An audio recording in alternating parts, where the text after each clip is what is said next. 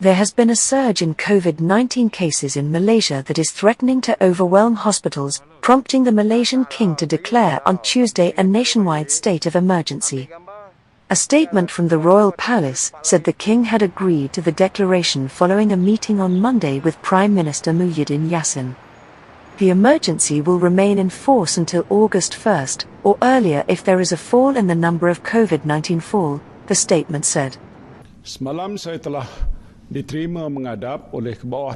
Yesterday, I met with His Majesty, Malaysia's King, to present the advice of the Cabinet for His Majesty to come up with an emergency proclamation according to Article 151 of the Federal Constitution to declare an emergency for the entire Federation of Malaysia. Dalam kurungan 1 Perlembagaan Persekutuan untuk mengisytiharkan darurat bagi seluruh persekutuan berkuat. Kes jangkitan COVID-19 semakin meningkat. COVID-19 infections are on the rise and show no signs of decline in the near future. Therefore, the government needs to have certain powers to ensure this outbreak can be curbed more effectively.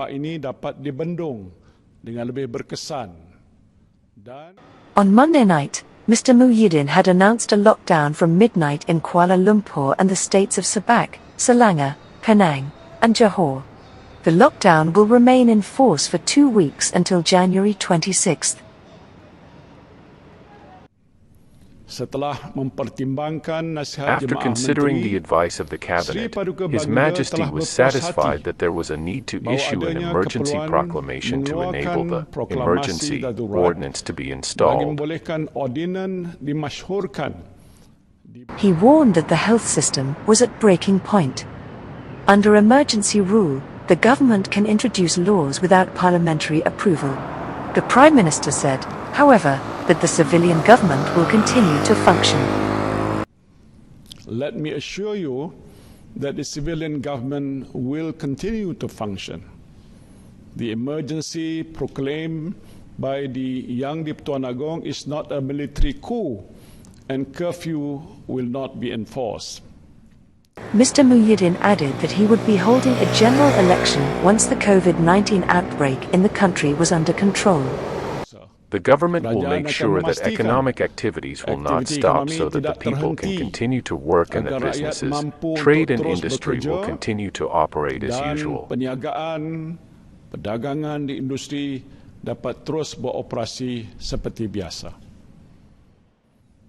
Now, to all the stakeholders keenly monitoring what is happening in Malaysia, I emphasize that Malaysia is open for business.